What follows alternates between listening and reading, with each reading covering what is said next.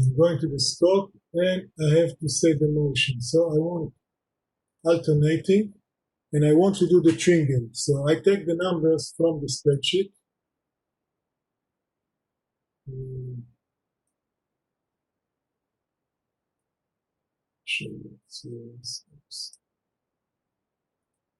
So I take the numbers 20, 600 RPM, and I take 68 because I want here serial, it's not 100% accurate. And let's do four profile, okay? Because in 100 millisecond I have one full cycle, and I have to change to 24. This also has to be 24,000. Otherwise, it will not be changing. I don't know if you can look at the video here.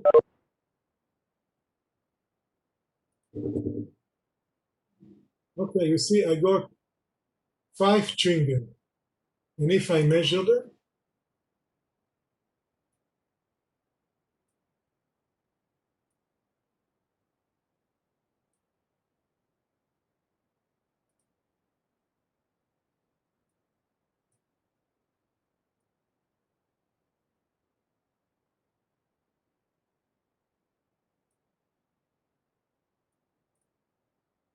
you see the cursor difference, it's almost 50 milliseconds.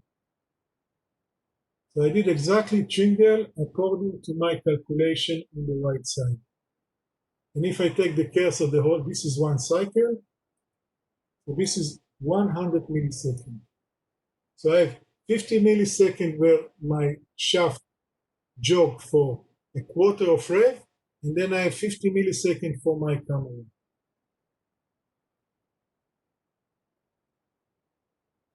Now I can show you in details just one trigger.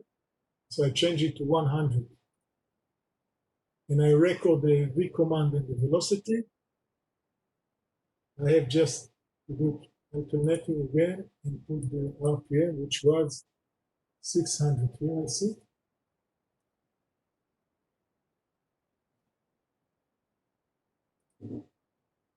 And here I get a trigger by the book.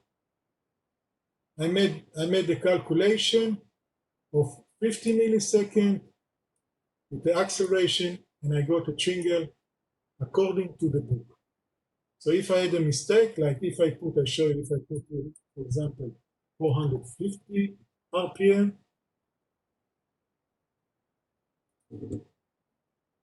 it will be different.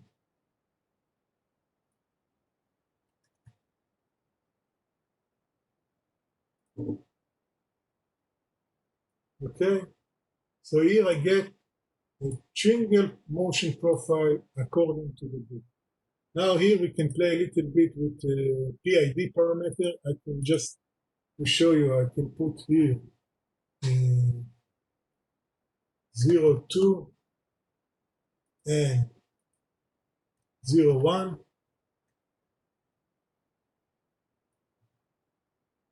And you see this is the command I want. And this is the real velocity of the shaft. Today I'm not going to speak about how to do tuning, but I can show you that if I go here for 1, that it's improved a little bit. I go to 2, it's improved. But I still have a small error. So if I want to get rid of the error, I just increase the integral and I get the V command and the velocity 101.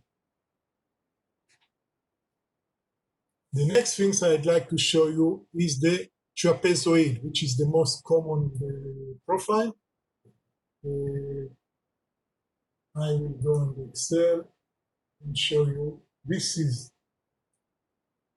tringle. This is the tringle. This is the trapezoid. And I made 50 milliseconds for motion time. This is 2 pi divided by 4. This is according to the formula. It's 3 theta divided by 2t. And this is 4.5 multiplied by theta divided by e power 2. And this is the conversion from SI to servo drive. So the parameter I got, I just put for my convenience in this table. This is the 440 from here. This is the 2700. And here are the time to set for the profile. So I go to motion. And if everything is okay, let's do 4 cycles. You see, I get here 4 milliseconds. Remember, 100 milliseconds is 1 cycle.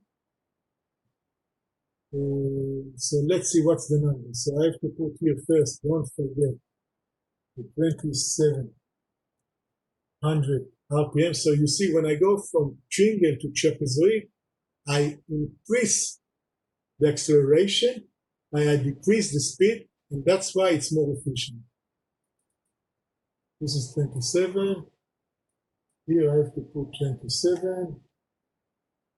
This is 450. This is 63. And I record increment this. And by the book, I get 4 nice trapezoid motion profile where you can see 100 divided by 3. So this is, it's 20, here, this is 50, sorry, 50. Yes, 50 divided by 3, this is what you get here.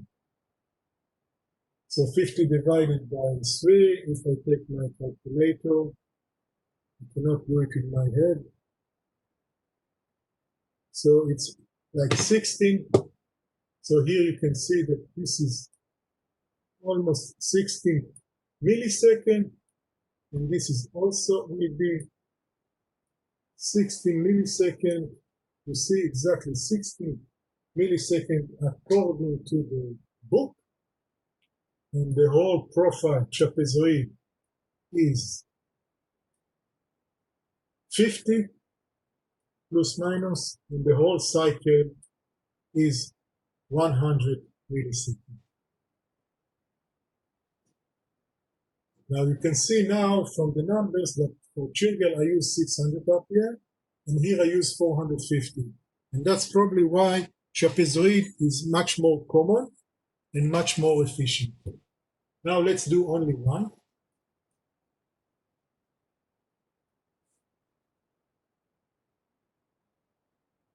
Blank. Okay, and here I got just one. Then it's 50 milliseconds by the book here. Now with trapezoid, we can also, I show you how it's changed with the PID. I can set here the 0.2, 0.1, record, and you see I have a very bad tuning. I can even by hand, you see it's moved. And if I go back to the parameter I had before, first, I cannot move it by hand anymore.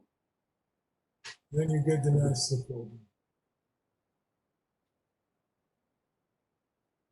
Okay, so far I show you how I made a tringle and a trapezoid motion profile with a servo drive by the book.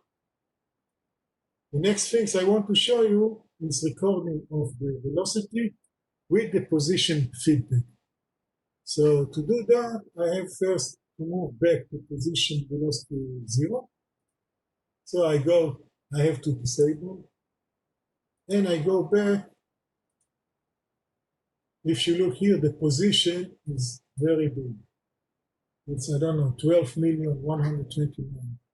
So I tell them go absolute to 0. Let's say with 100 RPM. I have to enable it. And look here, how the position going to 0. You see it's moving back. Maybe I had to give it a faster speed, but you can see it here going back to 0. Maybe let me stop. It's nice. Let's do it faster. And now it's at 0. See, now it's at 0. Okay, another important thing is when, if you look at the spreadsheet, oops, I lost the spreadsheet.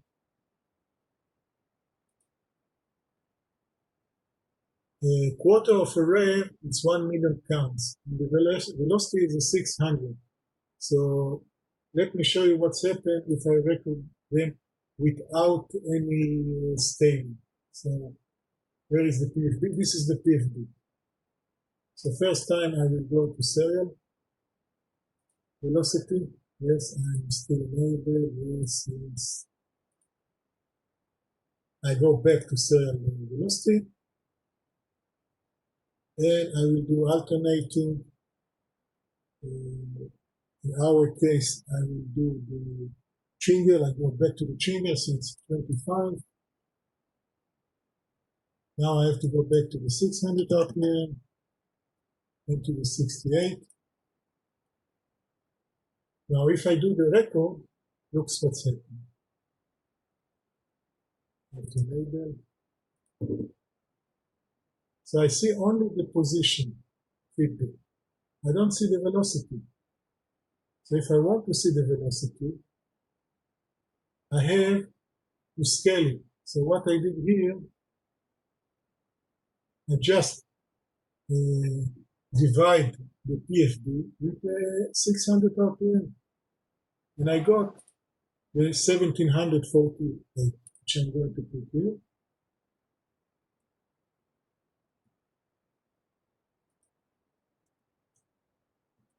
And now I get everything on the same, but I have a problem. It's not trapezoid because this is 27.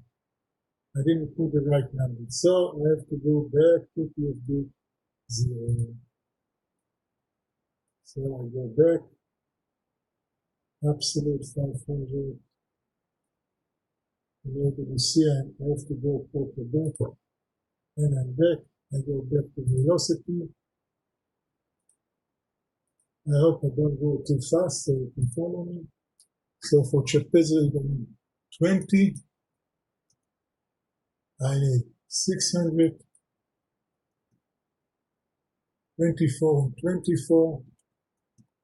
See, if one of your parameters is not correct, you don't get the trigger motion profile. Then I have all the numbers here. Enable. And now I got the trigger. And if you look at the parameter of PFB, you can see this is the PFB.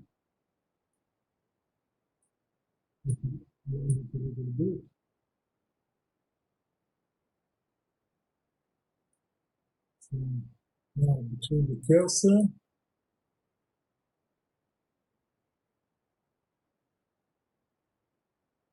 it's 1 million.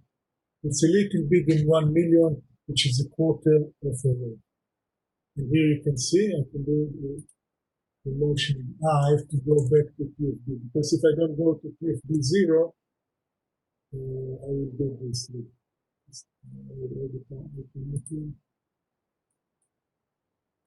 And this is what I have to do today. You see, so I'm not at the same scale anymore. So I have to go to PFD 0 if I want to have the same scale.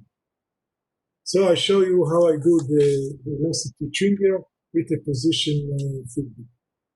The next thing, which is very, very practice, and I highly recommend them to understand what I'm doing on the next step. And in this way, you can measure your real system. So in the next step, I'm going to record the trigger motion profile with a real current that my drive C.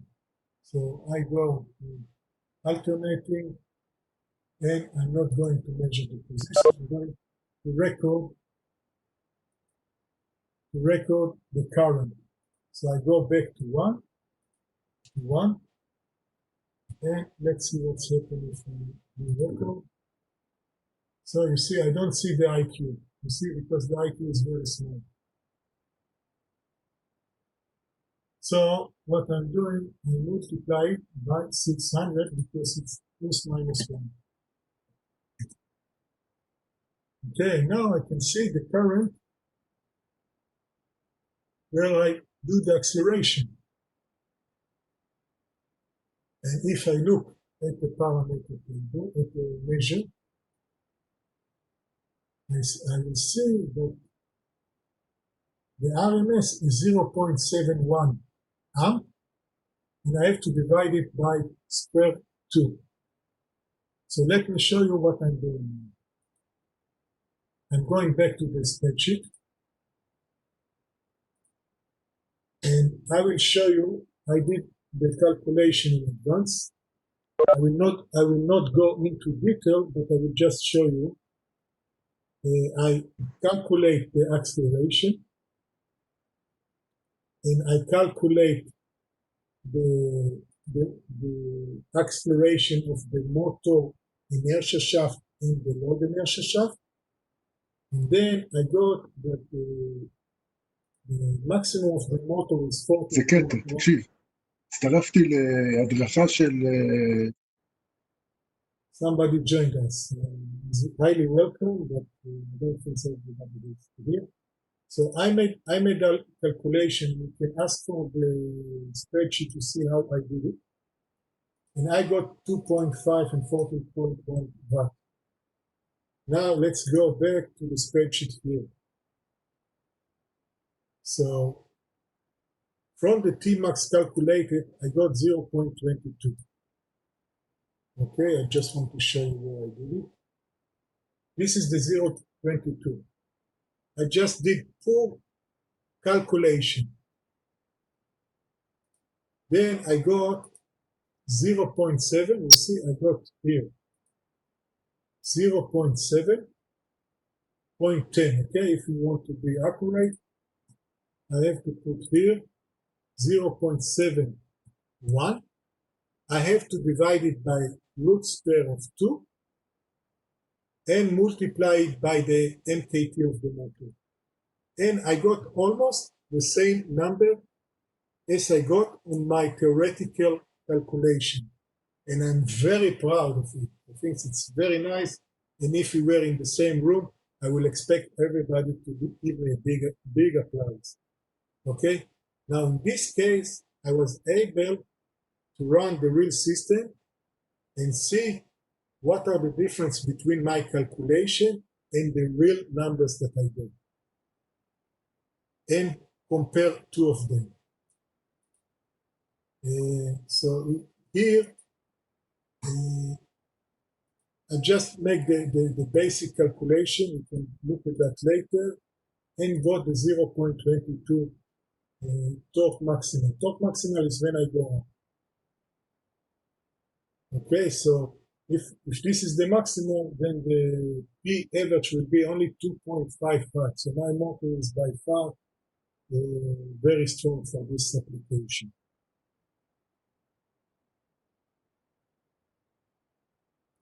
Okay, what I also like to show you just for a very short time is the parabola. Here is the way that you calculate the velocity in the parabola. If you have a real controller, you can just use this formula and send every 1 millisecond the next velocity command. So if here you put the cycle time that you need, in this case is 50 milliseconds, and here you give the maximum angular velocity, and you can use parabola, you can use MATLAB or Excel or whatever to make the parabola.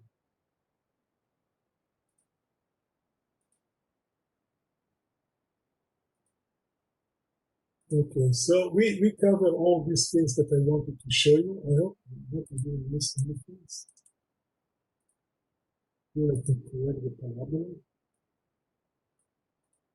I think I can turn off the drive so we can speak.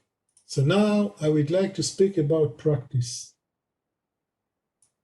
And if I want practice, I have to go to PowerPoint. Oh, it's this one. Okay, so my first recommendation always is make your own spreadsheet with your rules. Okay, you can find on the website many spreadsheet, many motion sizing or whatever. You know what is your profile. Spend one day, make your own spreadsheet with your rules. Always convert to SI units. Make it simple. Go to SI units and go back to your units. Make the calculation in SI units and go back to you. Okay? Because there are many places where you can confuse. For example, mass inertia with head inertia. So mass inertia, you have always to divide it with a gravity constant. Okay? Another important things in motion profile that people neglected and forget is the impact of the cycle time. So power, as you all know, is the torque multiplied by angular velocity, and the torque is the inertia multiplied by the acceleration and is equal to the current multiplied by the motor kT. So if you take all this, then the power in watt of the motor is the angular velocity multiplied by the acceleration. And if you look here and here, or here and here, is theta power 2 by the cycle time power 3. So the T, the cycle time of your motion profile, is the most impact on the motor power, motor sizing. And let me show you that. Just a second, let me show you on the spreadsheet. So now that you believe that my spreadsheet is correct, because I show you how I did it. So if I change the time, for example, I don't know if we can see everything on one screen. I will try. Yes, look here and here, and the time. So if I put 0.02, look, I got to a motor of 220 watt. I just went, let's say this is half of the cycle time. So look how much impact has the cycle time of a motion profile. And if I put 0.4, oops, there I go. And if I put 0.8, it's almost, I can run a very small motors. It's like nothing. So I just went from 50 to 80 millisecond or 50 to 20 millisecond. Looks the difference. Here, look here. I don't know if you concentrate and look here. And I just change the cycle time. So I go back to the cycle time that I use. And probably you are also, most of your application is within 20, 50 millisecond if you run very strong.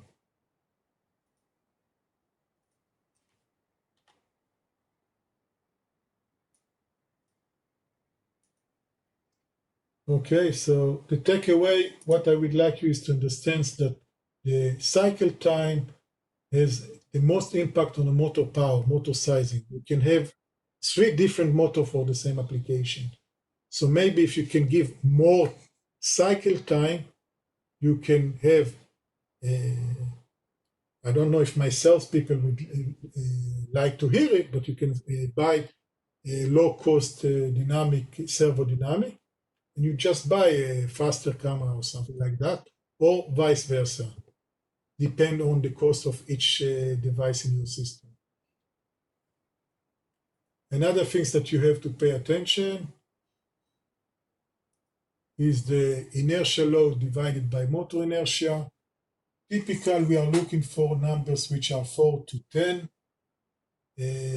I know in military application they go to 1, they have enough money, so you get the best performance.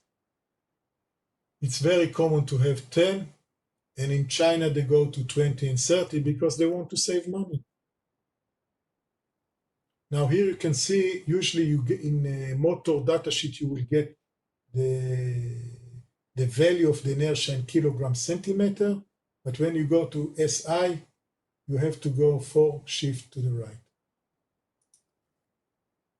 So when you have motor datasheet, usually many of the parameters are in SI, but some of them are not in SI. So you have to pay attention which parameters are in SI units and which one are not. Okay, so first step, what we did, we defined the trajectory, the temperature, load, and price and voltage.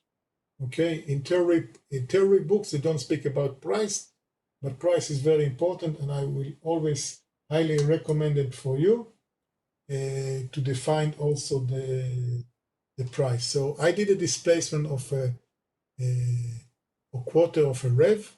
I went 50 millisecond,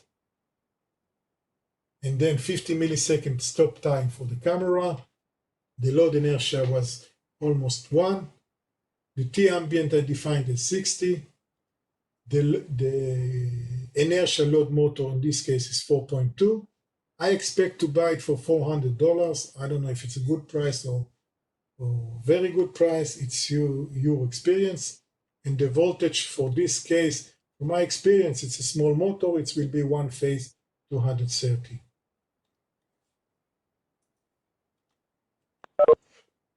Okay, so we have to define.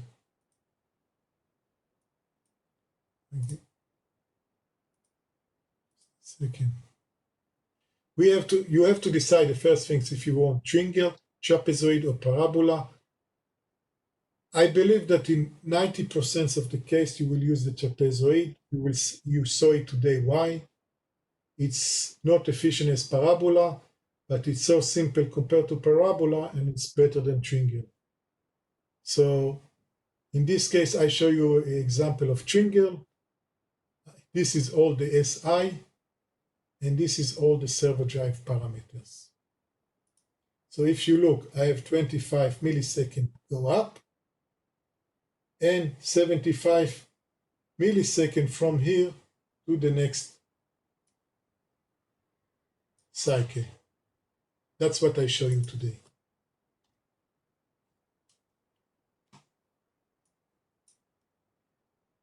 Thanks. I don't need a video.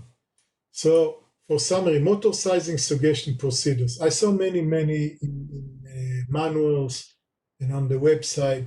This is pretty much a summary of what most of them say. You go every step, and in every step you're allowed to go back. So the first one, you have to define the trajectory, the temperature, the load, price, and voltage, and that is pretty much what we did today. Then you have to select the motion profile, and the takeaway from today, I will probably say take trapezoid and try to define your cycle time as long as possible.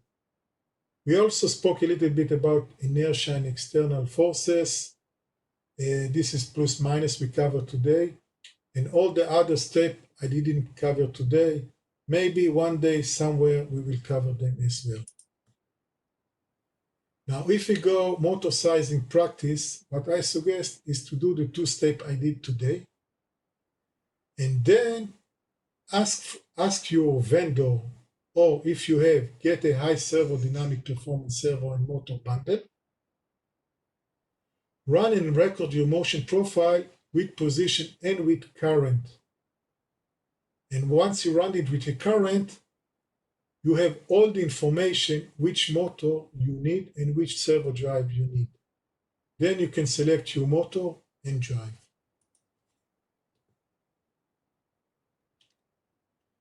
Okay, so last, as a homework, I will highly suggest that you try with your server job and with your GUI and with the Excel that I provide you and you will make by your own.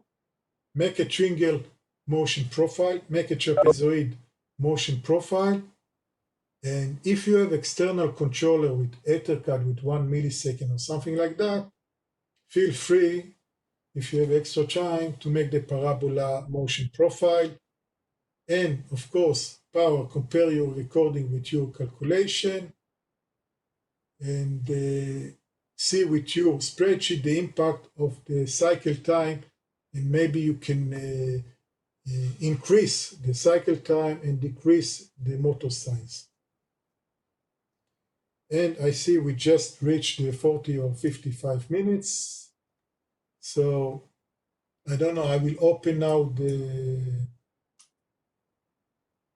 if anybody, this is all for today, but if there is anybody want to ask anything, feel free. Any question?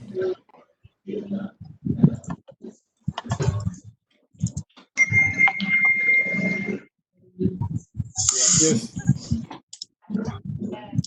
Yes, you can ask a question, AVG.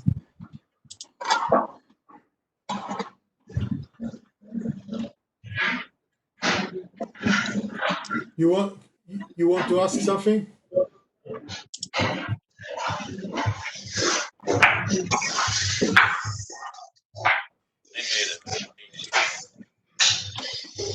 Okay, I suggest that if anyone want to have a question, just send me an email or via one of our people. Thank you very much for participating today, and I'm looking forward to see you on our next webinar. Chat. Hi, Danny. Thank you. There is chat. Yes. There is a question from Dan regarding the spreadsheet, and we will send it by email to everybody who has participated. All right. Okay. Thank you very much.